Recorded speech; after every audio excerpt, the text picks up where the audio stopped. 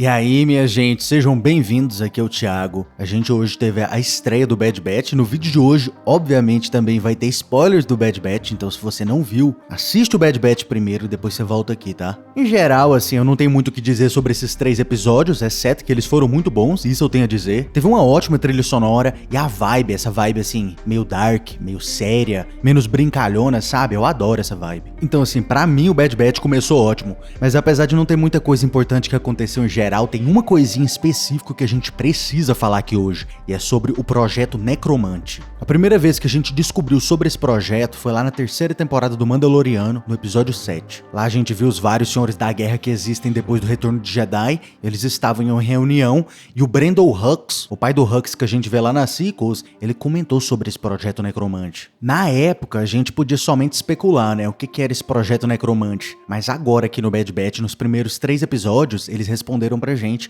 E o Projeto Necromante nada mais é que o projeto de criar um clone que é viável para o Palpatine possuir e então ter a sua tão gloriosa vida eterna. A gente não sabe no canon como é que o Palpatine descobriu sobre isso, mas nos Legends pelo menos, a transferência de essência, como a gente chama, a possibilidade de transferir o seu espírito, a sua alma para uma pessoa ou um objeto, né, possuir alguém, era algo extremamente cobiçado, uma das habilidades que eu diria assim mais sombrias que existem no lado sombrio. Nos Legends, essa habilidade foi perdida por séculos depois da destruição de alguns ensinamentos do Sith por um cara chamado Gravid, mas agora no canon a gente não sabe o que aconteceu, se essa habilidade ela foi guardada, todo mundo sabia, mas todo mundo sabia por que ninguém fez isso, só o Palpatine parece interessado, né? Então assim, tudo indica que o Palpatine aprendeu essa habilidade depois que ela foi perdida, até mesmo aqui no canon. Só que o interessante aqui é que, até mesmo no canon, a gente tem o mesmo problema aqui no canon que a gente tinha também nos Legends, que é o problema da clonagem de alguém sensitivo à força. O Palpatine não quer um corpo simplesmente vazio. Se ele quisesse somente um corpo, ele podia possuir a primeira pessoa que aparecesse na sua frente,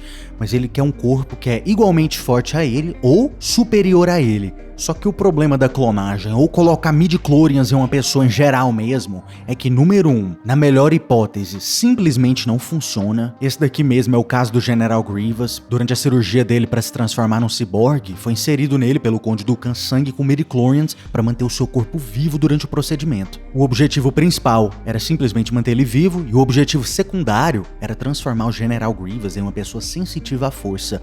Obviamente isso não funcionou, graças a Deus isso não funcionou. Você consegue imaginar um General Grievous que é sensitivo à força? Seria uma coisa insana. O outro caso que a gente tem também é o Datan, o pai da Rey. Ele conseguiu sobreviver ao procedimento da clonagem normalmente, mas ele não ficou sensitivo à força. Consequentemente, ele foi descartado pelo Palpatine. Agora, na segunda hipótese, a pessoa simplesmente fica louca. Como o Bad Batch disse, ela deteriora, né? A gente tem vários casos onde isso aconteceu. O mais icônico que a maioria das pessoas conhece é o Starkiller. O Palpatine teve que fazer mais de 1000 clones do Starkiller. Você tem noção do que é isso? Para conseguir chegar no Starkiller, que é, entre aspas, aí, razoavelmente viável, né? Ele não era completamente insano, ele era um pouquinho doidinho sim, mas pelo menos dava pra viver assim, entre aspas, normalmente. Outro caso que a gente também tem, que foi criado no Monte Tentis, inclusive, o mesmo lugar que a Omega estava, é o Luke Skywalker e também, né, o Joro C'baoth. Esses dois a gente consegue encontrar eles na trilogia do Timothy Zahn, o Herdeiro do Império. O Luke é fácil de adivinhar, né? É um clone do Luke Skywalker. E o Joro C'baoth é o clone de um Jedi durante as Guerras Clônicas.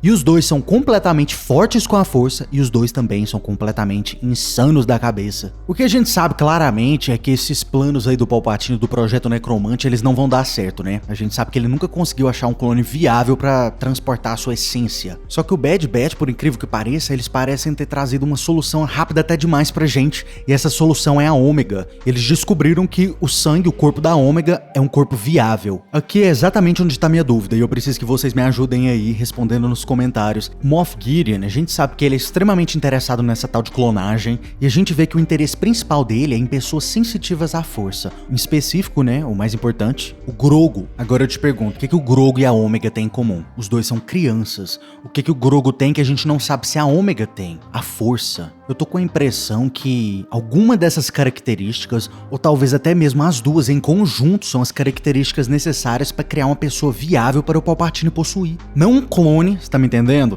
Mas uma criança sensitiva à força. Claro que a gente vai ter que confirmar se a Ômega é sensitiva, né? Mas se esse for o caso, gente, a outra série que vai sair é Skeleton Crew, que é uma série cheia de crianças sensitivas à força, vai ser uma série, assim, incrivelmente importante para a clonagem do Palpatine. Só de pensar nisso tudo, nessas conexões aí, chega a dói meu cérebro. Mas deixa aí nos comentários, gente, o que vocês acham sobre isso? E se você gostou do vídeo, curta e se inscreva.